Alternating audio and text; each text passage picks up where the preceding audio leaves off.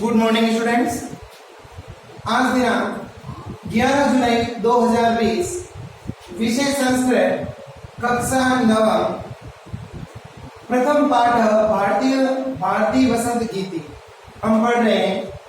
आप लोग जानते हैं कि भारतीय वसंत गीति का अर्थ है सरस्वती और वसंत गीत का अर्थ होता है सरस्वती माता, सरस्वती से संबंधित वसंत के सौंदर्य के गीत। तो आज आप लोग जो है हमने काफी कुछ कार्य जो है हम इसके कर चुके हैं। तो आज हम देख रहे हैं कि आपने अब तक ये पढ़ा कि भारतीय वसंत गीति जो है वो पंडित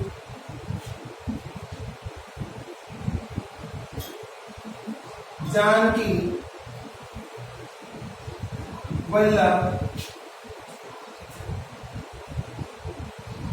शास्त्री का एक ग्रंथ है जिसका नाम है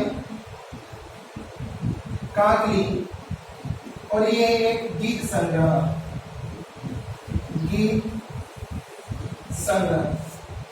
इस गीत संग्रह के से जो है वो भारतीय वसंत गीति अध्याय आपका लिया गया है। इसमें कवि माँ सरस्वती से प्रार्थना करते हैं कि हे माँ सरस्वती, आप नई वीणा को बजाइए तथा नीति से युक्त नए गीतों को गाइए। तो अब हम यहाँ पर जो है ये भी देख रहे हैं कि यहाँ कवि माँ सरस्वती की वंदना करने के साथ साथ वसंत ऋतु के आगमन के कारण जो वातावरण में सुंदरता उत्पन्न हो जाती है, उस सुंदरता के विषय में भी जो है यहाँ पर कुछ अच्छी बातें कहते हैं। और साथ साथ में माँ सरस्वती की वंदना के साथ साथ यहाँ पर प्राकृतिक सौंदर्य का भी चित्रण किया गया है। तो आपने इसमें सबसे पहले पढ़ा, कवि कहता है कि निनादे नवीनामय वाणी वीणा मृदु गायन गीते नीति लीना, कि हे माँ सरस्वती, आप नवीन वीणा को बजाइए तथा नीति से युक्त सुंदर गीतों को गाइए। मधुर मंजरी पिंजरी भूतमाला वसंते लसंते सरसा रसाला, वसंत ऋतु का आगमन हो गया है और आम के वृक्ष जो है वो पीली मंजरियों से ढक गए हैं। कपाला वसंते लसंती सरसा रसाला, कपाला ललिता कोकिला काकलिना, और काली कोयलों के समूह एक साथ में मधुर वाणी में कुहुक रहे हैं। निनादे नवीनामय वाणी वीणा, हे माँ सरस्वती, आप नई वाणी को हे माँ सरस्वती, आप नई वीणा को बजाइए। फिर आगे कवि कहता है वहती मंदम मंदम सनीरे समीरे, कवि कहता है कि जल के कणों से युक्त धीरे धीरे वायु प्रवाहित हो रही है। कालिंदी आत्म जाया सवार नीरे तीरे, यमुना नदी के तट पर उत्पन्न होने वाले बेर अत्यंत शोभायमान है। नता पंक्ति मालों के मधु माधवी नाम, और आगे कहा कवि कहते हैं कि आप सभी मधुर मालती की झुकी हुई लताओं को देखो। फिर कवि कहते हैं ललित पल्लवे पादपे पुष्प पुंजे मले मारुत चुंबितम मंजू कुंजे, कवि कहते हैं कि ललित पल्लवे पादपे पुष्प पुंजे, नए नए कोपले, अर्थात कि आप जानते हैं कि जब कोई वृक्ष जो है, वृक्ष की डाल होती है, वहां पर नए नए पत्ते जो है वो प्रफुल्लित होते हैं। तो ऐसे नई नवीन पत्ते जो ताम्र वर्ण के होते हैं, ताम्रवर्णी या जो लाल रंग के होते हैं, ऐसे ताम्रवर्णी पत्ते जो हैं वो सबके मन को आकर्षित करते हैं। तो कवि कहता है ललित पल्लवे पादपे पुष्प पुंजे, की सुंदर पत्ते जो हैं, पल्लवे पादपे पुष्प पुंजे, अर्थात कि नवीन नए उत्पन्न होने वाले पत्ते पौधे तथा लता पुष्पों के जो पुंज है, अर्थात कि जो पुष्पों के समूह है, लता कुंज है, पुष्पों के समूह जो है वो मन को आकर्षित करने वाले हैं। मले मारुत चुंबिताम चुंबिते मंजू कुंजे, और मले पर्वत से प्रवाहित होने वाली जो चंदन के वृक्षों के स्पर्श से सुगंधित हो चुकी है, ऐसी वायु जो है वो प्रवाहित हो रही है। और मंजू कुंजे, लताओं से ढके हुए जो कुंज विहार है वे सबके मन को आकर्षित करने वाले हैं। सुनंती प्रेक्ष्यम मलिना मलिने, और आगे कवि कहता है, क्या कहता है कि कवि कहता है कि काले भंवरों के कवि कहता है कि काले भंवरों के समूह को देखो जो बहुत ही मधुर गुंजार करता है। फिर आगे कवि कहते हैं निनादे नवीनामय वाणी वीणा, हे माँ सरस्वती आप नवीन वीणा को बजाइए। फिर आगे कवि कहते हैं फिर से लतानाम नितांत सुमम शांति शीलाम, चले तो चले कांत सलीलम सलीलम, तवा कर्ण्य वीणा मदिनाम मदनिनाम। कवि कहते हैं कि लताओं तथा लताओं के पुष्प अत्यंत असीम शांति से युक्त थे, जो कि अब मां सरस्वती की वीणा बजाने से जो है वो चंचल हो गए हैं। फिर आगे कवि कहते हैं कि चंद्रमा की किरणें और तो और शांत बहने वाला जो जल था वह भी अब क्रीड़ा करने लगा है, जब मां सरस्वती ने नवीन वीणा का वादन किया है। इस प्रकार से कवि जो है जानकी वल्लभ शास्त्री वे यहाँ पर जो है वो भारतीय वसंत गीति में इस तरह से अपने भावों को प्रकट करते हैं। तो हमने कल शब्दार्थ किए थे, एक पद एक उत्तर था, प्रश्न उत्तर भी किए थे कुछ। आज हम आगे के प्रश्न करने जा रहे हैं।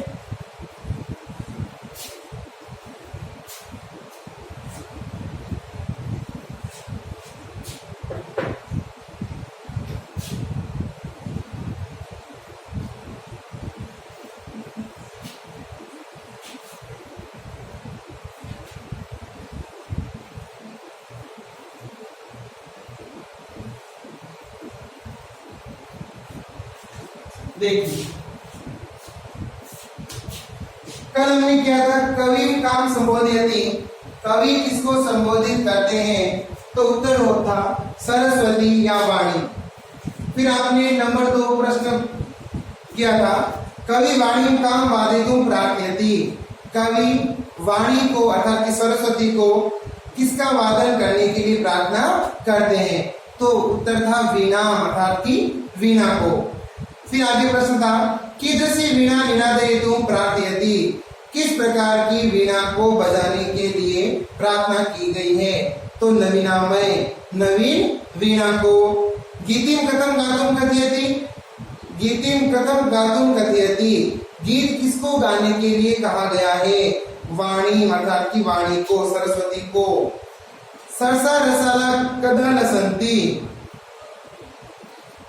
कदा सरसा रसाला कदा लसंती, आम के वृक्ष कब मन को आकर्षित करते हैं, अर्थात की वसंते अर्थात की वसंत ऋतु में। आगे देखिए प्रश्न संख्या 2, कवि वाणी किम कथयति, कवि वाणी किम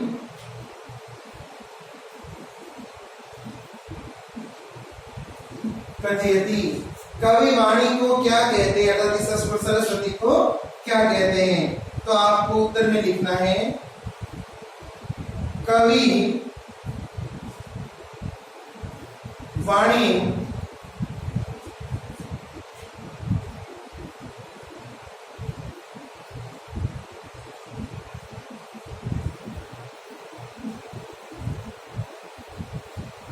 वाणी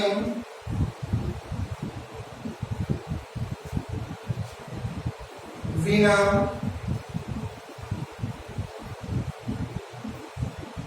वादितुम मृदु मृदु गीतिम गातुम कथयति, कवि मां सरस्वती को वीणा बजाने तथा मधुर गीत गाने के लिए कहते हैं।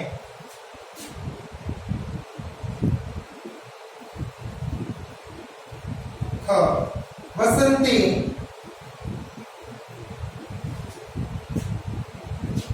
किम भवति, किम भवति,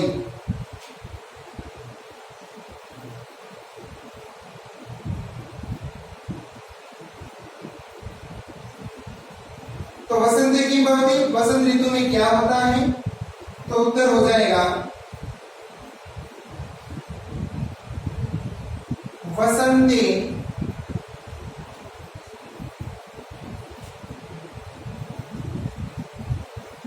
सरसाः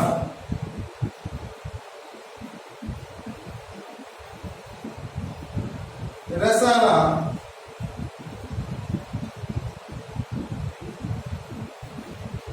कोकिला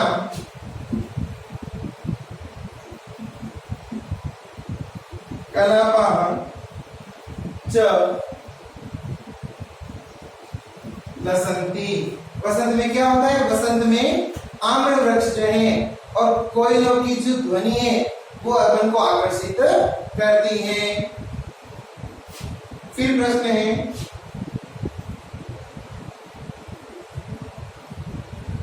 सलिलम तब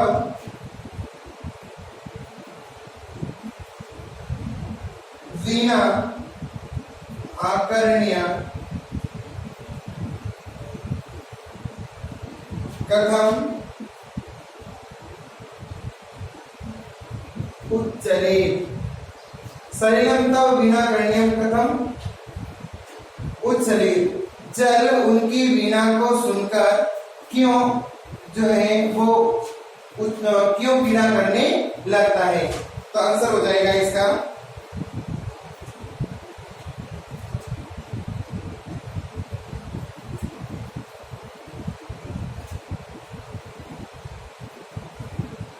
सलिलम तब वीणाम आकर्ण्य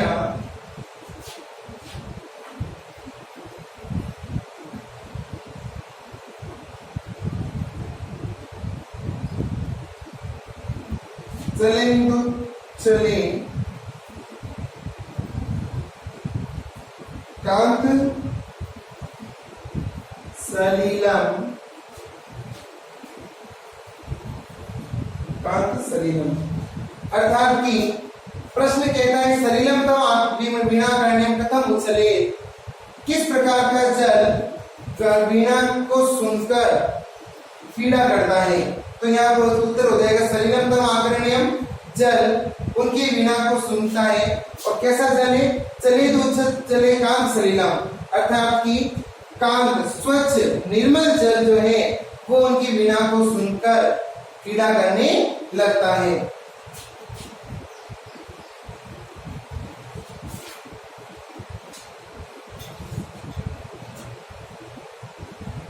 कवि भगवती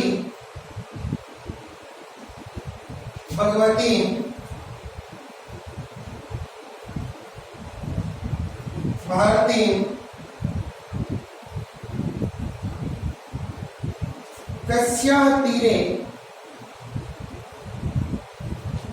कस्य तीरे मधु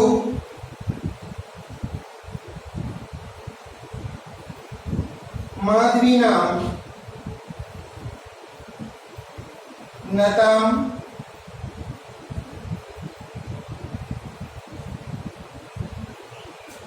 पंक्तिम अवलोक्य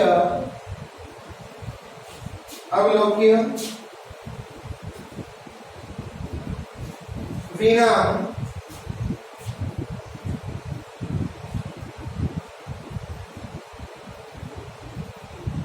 वादयितुं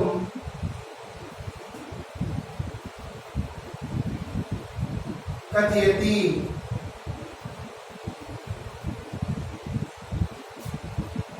कवि भगवती सरस्वती को किसके तट पर मधु माधवीनां नतां और मधुर माधवी की झुकी हुई पंक्तियों को देखकर वीणा बजाने के लिए कहते हैं। अर्थात कि कवि मां सरस्वती को किसके तीर पर तथा मधुर माधवी की झुकी हुई पंक्तियों को देखकर वीणा को वादितुं कथयति बजाने के लिए कहते हैं। तो उत्तर हो जाएगा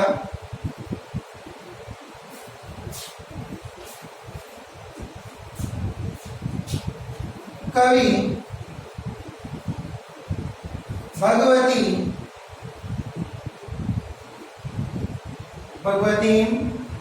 भारती कस्यां यमुनायाः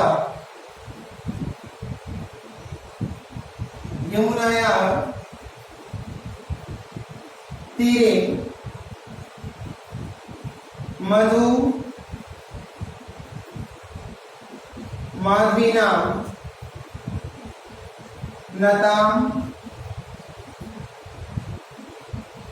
पंक्तिं अवलोक्य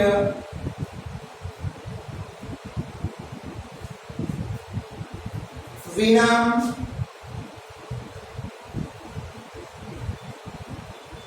वादयितुं कथयति। बहुत ही सुंदर बात लिखी गई है कि कवि भगवती भारती माँ सरस्वती को कस्यां तीरे किसके तट पर मधु माधवीना नतां पंक्तिम अवलोक्य मधुर माधवी की झुकी हुई बेलों को देखकर वीणा वादितुम कथयति, वीणा को बजाने के लिए कहते हैं। तो उत्तर हो जाएगा कवि भगवती भारती कवि माँ सरस्वती को यमुनाया तीरे यमुना के तट पर मधु माधवी नाम नताम पंक्ति मधुर माधवी की झुकी हुई पंक्तियों अर्थात की बेलों को देखकर वीणा वादितुम करती थी, वीणा बजाने के लिए कहते हैं। तो इस तरह से जो है वो आपके ये प्रश्न है। तो जैसा कि आप लोग जानते हैं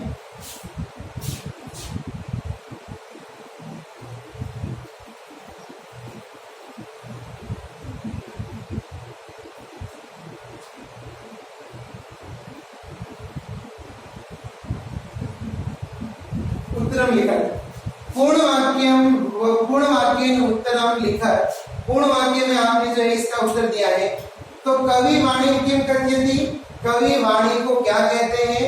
तो कवि वाणी वीणा वादितुम मृदु गीतिम गातुम कथयति। कवि वाणी को अर्थात सरस्वती को वीणा बजाने तथा मधुर गीत गाने के लिए कहते हैं। वसंते किम भवति, वसंत में क्या होता है? वसंते सरसा रसला कोकिला कलापा च रसंती।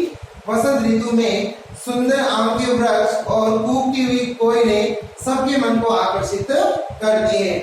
सलिलम तव वीणा कर्ण्यम कथम उचले, वीणा को सुनकर जल किस तरह से क्रीड़ा करता है? तो सलिलम एवं वीणा कर्ण्यम चलेंदु कान सलिला अर्थात कि निर्मल जल, सलिल अर्थात निर्मल जल वीणा को सुनकर क्रीड़ा करता है।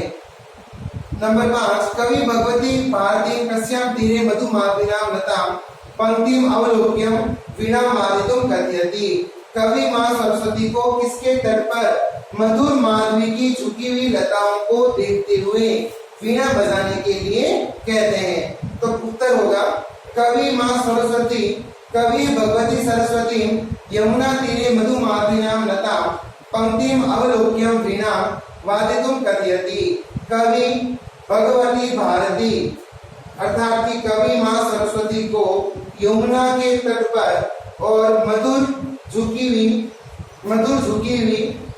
मालती की बेलों को देखते हुए वादितुम कथयति वीणा को बजाने के लिए कहते हैं।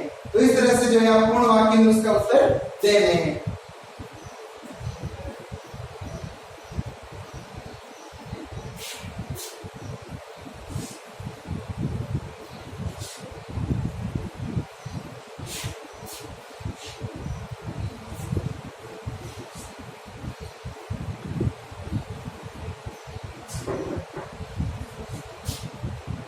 आगे देखिए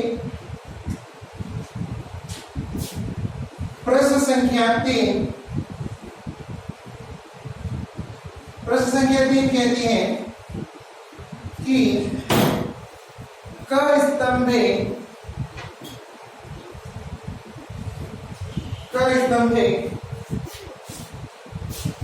पदानि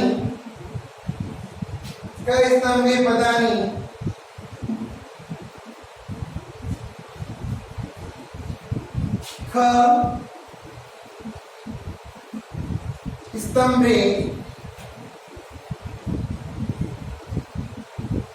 तेषां पर्याय पदानि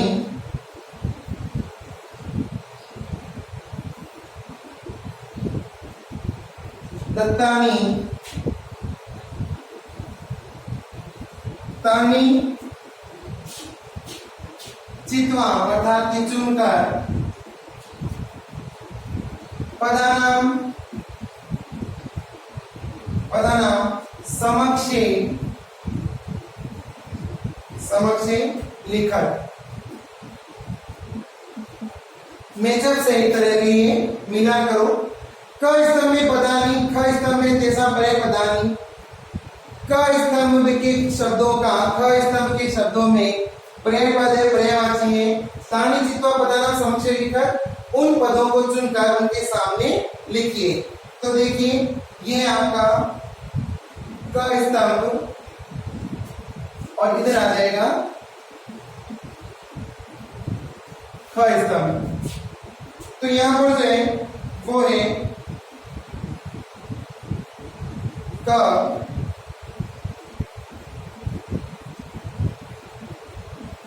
सरस्वती, ख, आम्रम,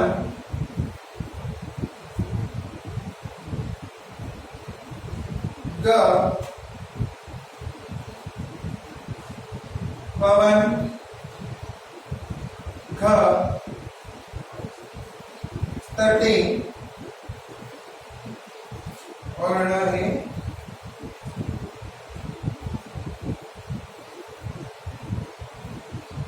भ्रमराणाम। अब हम क्या करेंगे, इनके पर्याय पदों को यहाँ पर इनके समक्ष लिखेंगे। तो सबसे पहले सरस्वती का आ जाएगा वाणी, आम्रम का आ जाएगा रसाल,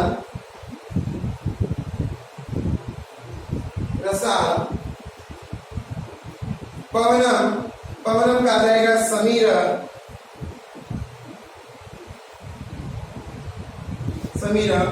तटे, तटे का आ जाएगा तीरे, और भ्रमराणाम इसका हो जाएगा अलीना। तो इस तरह से जो है वो आपके प्रश्न जो है उत्तर बनता है इसका। इसमें ये दे रखा है कि क स्तंभ में पदानी, ख स्तंभ में तेसा पर्याय पदानी दत्तानी। क स्तंभ में दिए गए पदों अर्थात कि शब्दों के पर्याय अर्थात कि पर्यायवाची ख स्तंभ में दिए गए हैं। तानि चित्वा पदानां समक्ष लिखत, उनको चुनिए तथा उन शब्दों के समक्ष लिखिए। तो सरस्वती का पर्यायवाची हो गया वाणी, आम्रम का पर्यायवाची हो गया रसाल, पवन का पर्यायवाची हो गया समीर, तटे का पर्यायवाची हो गया तीरे, भ्रमराणाम अर्थात कि भंवरे इसका पर्यायवाची हो गया अलीनाम। तो इस तरह से जो है वो आपके प्रश्न जो है वो बनते हैं। अब हम जो है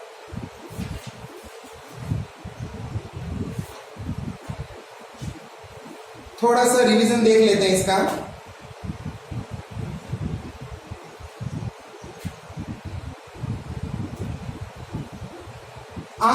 आज आपने जो है वो प्रश्न प्रथम भारतीय वसंत गीति के कुछ प्रश्नों को किया।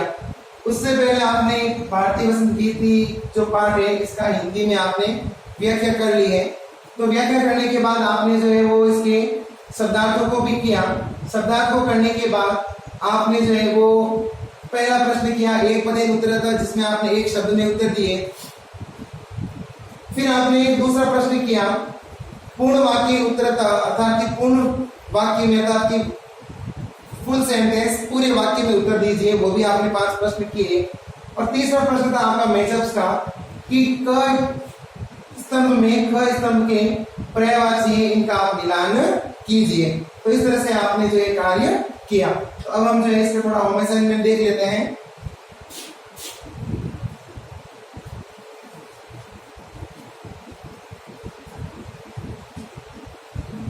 तृतीय पाठ भारती वसंत गीति के प्रश्न संख्या 2 व 3